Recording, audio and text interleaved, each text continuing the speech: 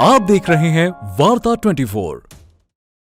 मोदी सरकार के खिलाफ विपक्ष ने अविश्वास प्रस्ताव लाकर लोकसभा चुनाव 2024 की लड़ाई आक्रामक रूप से शुरू कर दी है। मणिपुर हिंसा को लेकर प्रधानमंत्री नरेंद्र मोदी के सदन में बयान की मांग की जा रही थी, जिसके बाद अविश्वास प्रस्ताव लाया गया।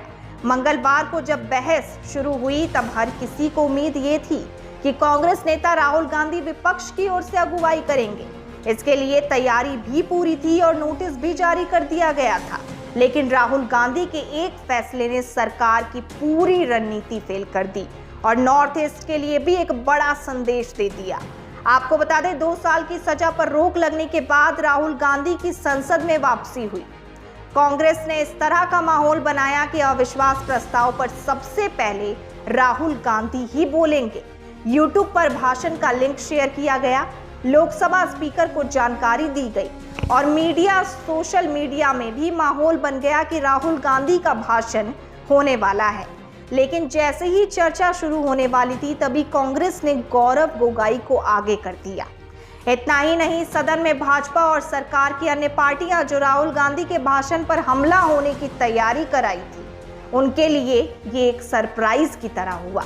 यहां तक कि संसदीय मंत्री प्रह्लाद जोशी, बीजेपी सांसद निशिकांत दुबे और अन्य बीजेपी सांसदों ने सवाल भी उठाया कि हम तो राहुल गांधी के भाषण का इंतजार कर रहे थे। बीजेपी ने राहुल गांधी पर हमले की कोशिश भी की और निशिकांत दुबे ने कहा कि लगता है राहुल गांधी रात को देरी से सोए थे। आपको बता दें, राहुल गांधी ने खुद को पीछे कर युवा सांसद गौरव गोगोई को आगे किया, जो असम से आते हैं। यानी मणिपुर के मसले पर होने वाली चर्चा की शुरुआत कांग्रेस की ओर से नॉर्थ ईस्ट से आने वाले एक सांसद ने की। राहुल गांधी का ये फैसला कांग्रेस और विपक्ष के लिए तुरूप का इक्का साबित हुआ, क्योंकि गौरव गोगोई ने उस क्षेत्र की बातों को रखा और कांग्रेस ये संदेश देने में सफल होती दिखी कि उन्होंने पूर्वोत्तर की आवाज को उठाया है। गौरव गोगोई ने भी अपने भाषण में गृह मंत्री से लेकर प्रधानमंत्री तक पर निशाना साधा, यहां तक कि उनके निशाने पर राष्ट्रीय सुरक्षा सलाहकार अजित डोभाल भी आए। गौरव गोगोई ने प्रधानमंत्री मोदी के मौन पर सवाल उठाए और 3 मुख्य बिंदुओं के जरिए मणिपुर मसले पर सरकार की विफलता गिनाई। गौरव गोगोई ने कांग्रेस के लिए चर्चा का जो बेस तैयार किया, अब अन्य सांसद उस पर बहस को आगे ले जाएंगे और खुद राहुल गांधी भी इसमें हिस्सा लेंगे। अविश्वास प्रस्ताव पर होने वाली चर्चा 3 दिन चलेगी। बुधवार इसका पहला दिन था और अब गुरुवार शुक्रवार की बात है। यहाँ राहुल गांधी ने खुद को कुछ वक्त तक रोककर बड़ी जंग के लिए तैयार किया, क्योंकि बुधवार गुरुवार को ही गृह मंत्री अमित शाह और प्रधानमंत्री नरेंद्र मोदी अपनी बात कहेंगे। ऐसे में उससे ठीक पहले अपना भाषण देकर राहुल गांधी एजेंडा भी सेट कर सकते हैं।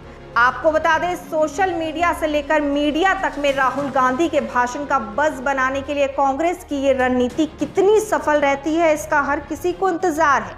साफ है कि राहुल गांधी अगर शुरुआत में बोलते तब उसके बाद विपक्ष और सरकार के अन्य सांसदों का भाषण होता, लेकिन सरकार के बड़े मंत्रियों और खुद प्रधानमंत्री का भाषण आखिर में ही होता। ऐसे में इस बड़े गैप को भरने के लिए राहुल बनाम मोदी की सीधी लड़ाई दिखाने के लिए कांग्रेस ने इसी रणनीति को आगे बढ़ाया। इतना ही नहीं, राहुल गांधी की संसद में मॉनसून सत्र में वापसी हुई है। मानहानि केस में सुप्रीम कोर्ट ने राहुल गांधी को कुछ राहत दी और निचली अदालत द्वारा दी गई 2 साल की सजा पर रोक लगा दी। इस रोक के साथ ही राहुल गांधी का सदन में लौटने का रास्ता साफ हो गया और उन्हें उनका सरकारी बंगला भी वापस मिल गया। राहुल गांधी की संसद में ये वापसी कितनी धमाकेदार होती है, अब ये उनका भाषण ही बताएगा। अभी के लिए इतना ही। ऐसी ही तमाम खबरों के लिए देखते रहिए वार्ता 24।